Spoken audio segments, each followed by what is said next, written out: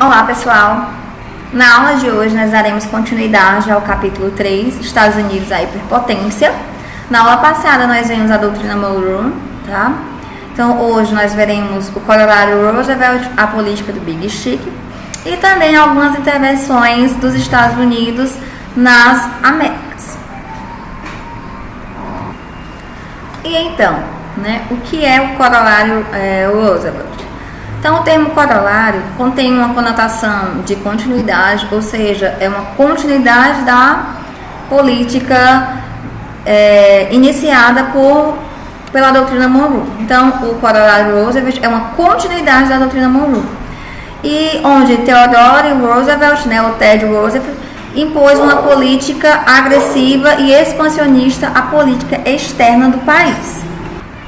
Então, nós vimos que a doutrina Monroe ela foi uma doutrina isolacionista, onde tentava impedir qualquer interferência europeia nas Américas. Então, era isolacionista no sentido de controlar as Américas, certo? Ter as Américas sob seu domínio, sem nenhuma interferência da Europa. Então, Roosevelt, ele tentou dar continuidade a essa política iniciada por Monroe. Só que agora, além, de isolacionista, de tentar barrar a interferência europeia, ela será agora expansionista, ou seja, de conquista de novos territórios, tá?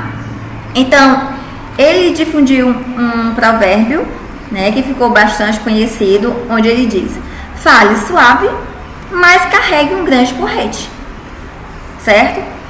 E essa política ficou conhecida como política do Big Stick, ou seja, grande porrete.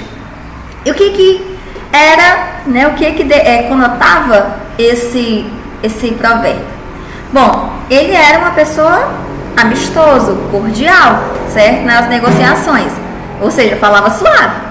Mas ele deixava claro que haveria a possibilidade de usar força física caso ele fosse contrariado. Então, fale suave, mas carregue um grande porrete, que é o que nós podemos observar, nessa imagem que foi difundida durante o seu período de atuação como presidente norte-americano.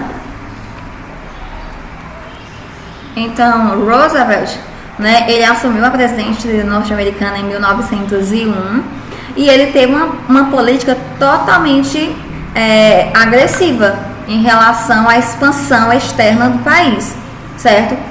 E aí nós podemos observar que ele dizia que era obrigação dos Estados Unidos impor regras, e evitar qualquer turbulência no continente americano. Qualquer turbulência essa, que ameaçasse a soberania dos Estados Unidos. Então, agora nós veremos a intervenção dos Estados Unidos em todas as Américas. Essas intervenções elas ocorreram tanto no período da doutrina Monroe quanto no período do Corolário Roosevelt. Um iniciou e o outro deu continuidade, certo? Então nós veremos aqui 4 pontos principais que eu destaquei para vocês, que foi a interferência dos Estados Unidos na independência cubana, a emenda Platt, que foi implementada em Cuba, as instalações militares instaladas em Cuba também, e a interferência dos Estados Unidos na construção do canal do Panamá. Bom, os Estados Unidos ele teve interferência basicamente em todos os países das Américas, América Central, América Latina, tá? E nós vamos ver aqui os que foram mais, podemos dizer assim, ficaram mais conhecidos e que tiveram grandes interferências. Então nós vamos começar pela interferência dos Estados Unidos no processo de independência de Cuba. Então nós podemos ver aqui o tio Sam segurando a mão de Cuba e o velho mundo representado pelo jacaré, certo? Ou seja, a partir do momento que os Estados Unidos libera, dá liberdade a Cuba, ela deixa o velho mundo para trás, certo? Então nós vamos ver alguns desses aspectos. Então, quais foram as principais interferências? Então, nós vamos observar que Cuba, ela estava, né, antes de se tornar independente, ela estava sob o domínio da Espanha, certo? E em 1898, né, no contexto da independência cubana, os Estados Unidos, né, muito interessados na influência sobre todo o continente americano, eles simplesmente, do nada, declararam guerra à Espanha, né, alegando que um navio deles havia sido bombardeado pela Espanha, certo? Esse era um pretexto para os Estados Unidos poder comprar a briga com a Espanha.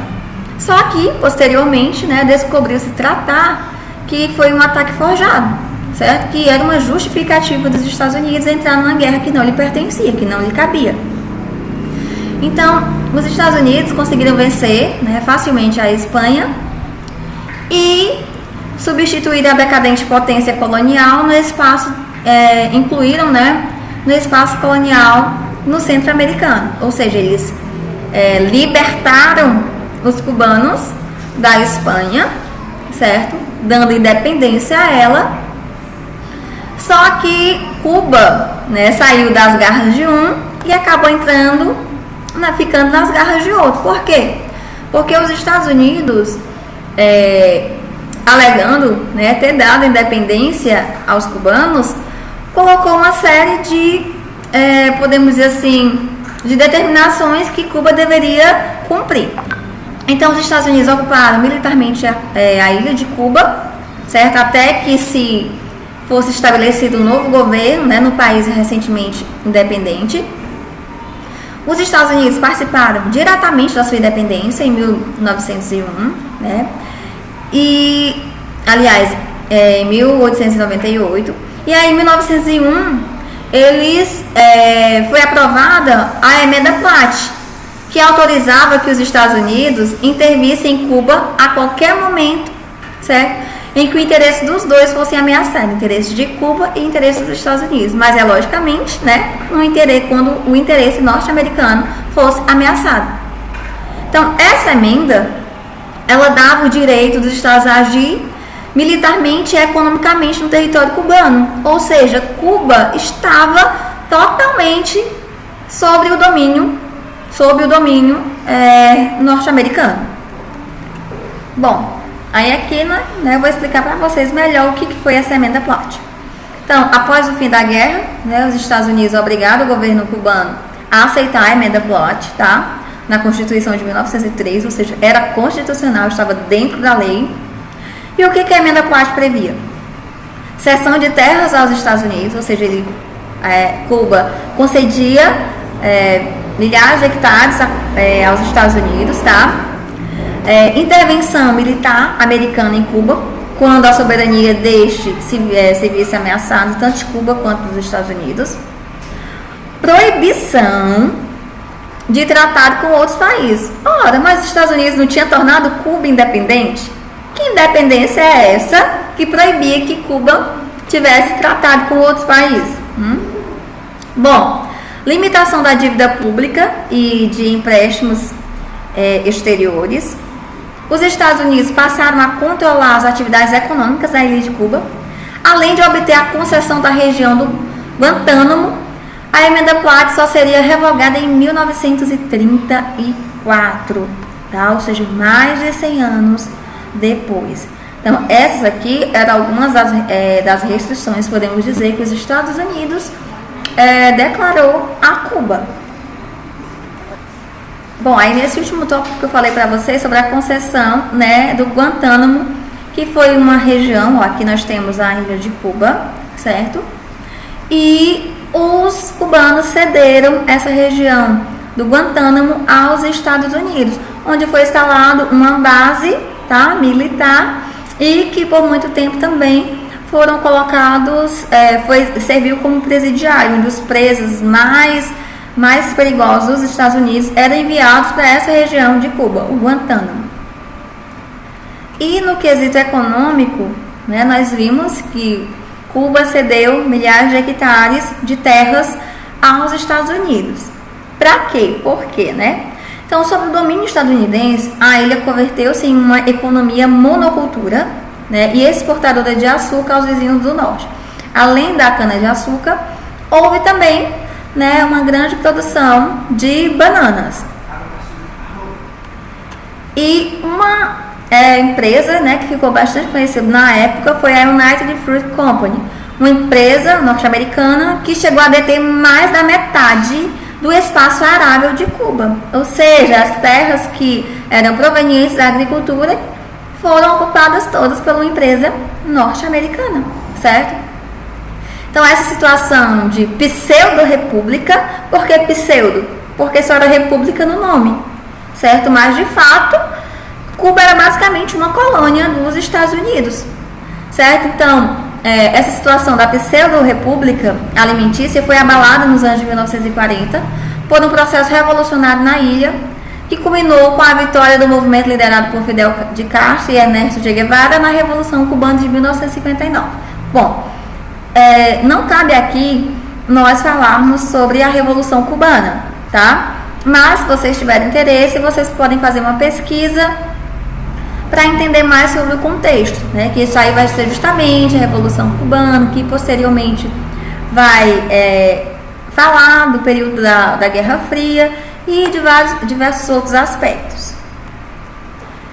Uma outra interferência, né, bastante significativa dos Estados Unidos nas Américas foi na construção, a interferência na construção do Canal do Panamá, né, que foi uma das ações mais efetivas e marcantes da doutrina Monroe, né, e que se deu sob o governo de Roosevelt. Então, nós entenderemos aqui o contexto da construção e por que o interesse dos Estados Unidos no Canal do Panamá. Bom, a vontade da união dos oceanos, né, no istmo, uma porção de terra. O que é um istmo? Né? Uma porção de terras estreitas, cercada por água em ambos os lados, a qual conecta extensões de terra, certo? Então, a vontade de união dos oceanos no istmos da América Central já era bem antigo, certo? Devido à necessidade de encurtar a distância e diminuir os custos do comércio marítimo. Então, antes da construção do Canal do Panamá, os navios eles tinham que contornar toda a América, né, pelo Estreito de Magalhães para ter acesso ao Oceano Atlântico, tá? Então, para os Estados Unidos, a construção do Canal do Panamá significava uma ligação entre a costa leste e a costa oeste pela via marítima, certo? Além também da importância econômica, o controle também tinha, né, valor energético, como também, né, geopolítico. Mas nós vamos observar que os primeiros a iniciar, podemos dizer assim, a construção do Canal do Panamá foi pelos franceses, certo? Que foi o mesmo, que nós vamos observar que o engenheiro foi o mesmo responsável pela construção do Canal de Suez, certo? Só que faltava investimento, né, nesse sentido. E uma outra coisa, a França ela não conseguiu êxito porque naquele momento houve uma epidemia de malária, né, que dificultou os trabalhos na construção do canal e que acabou levando à falência da empresa, certo? E aí, então os franceses tiveram que parar as obras. Então, o que aconteceu? Com a retirada dos franceses da obra, né, os Estados Unidos, que já estavam interessados, deram continuidade, certo? No contexto da doutrina Monroe, pautada na expansão e dominação territorial. Então, os estadunidenses já estavam articulando forças para dar continuidade ao projeto, tá? Só que os Estados Unidos, né, tinham um pequeno empecilho aí na frente. Por quê? O Panamá, ele pertencia à Colômbia, e a Colômbia não tinha interesse de ceder, né, o Canal do Panamá ou, né, aos norte-americanos. Então, para isso, né, eles ofereceram 10 milhões de dólares ao governo colombiano pela concessão do istmo, né, oferta recusada pela então Grã Colombiana, a qual pertencia o Panamá. Então, qual foi a estratégia dos Estados Unidos para conseguir o Canal do Panamá de qualquer jeito? Então, já havia, né, uma revolta entre os panamenhos e os colombianos, que foi intensificada ainda mais quando houve a aproximação dos Estados Unidos com os panamenhos. E os Estados Unidos incentivou a independência, né, política dos panamenhos em relação à Colômbia. Certo? Então, os Estados Unidos incitou a independência panamenha dos colombianos. Então, naquele contexto, com o apoio estadunidense, foi proclamada a República do Panamá, a qual imediatamente foi reconhecida pelos Estados Unidos, lógico, né, era o que ele queria. Os colombianos ficaram sem possibilidade de retomada daquela fração territorial, que era o Panamá, uma vez que a Marinha, né, estadunidense desembargou no Panamá, intimidando qualquer manifestação dos colombianos de retomar o Panamá, certo? Então a gente observa que os Estados Unidos teve interferência direta também na independência do Panamá, porque ele estava de olho no Canal do Panamá. E aí, né, os Estados Unidos, com o Panamá em suas mãos, eles concluíram a obra, né, obtendo uma concessão de uso perpétuo, ou seja, para o resto do tempo, para sempre, do Canal do Panamá, né, durante o Canal do Panamá. Então, durante o século XX, o Canal do Panamá esteve sob o controle dos Estados Unidos, porém, né, sobre as pressões populares dos panamenhos, foi assinado um acordo então, devido, né, às pressões, foi assinado um acordo de devolução em 1977, mas a devolução de fato só ocorreu em 1999. Então, aí no mapa nós podemos observar a construção do Canal do Panamá e a gente vê, né, onde ele corta aqui, certo? E vocês podem também pesquisar como é que funciona o sistema de eclusas do Canal do Panamá, tá bom? Então, nossa aula termina por aqui. Próxima aula nós daremos continuidade ao continente americano.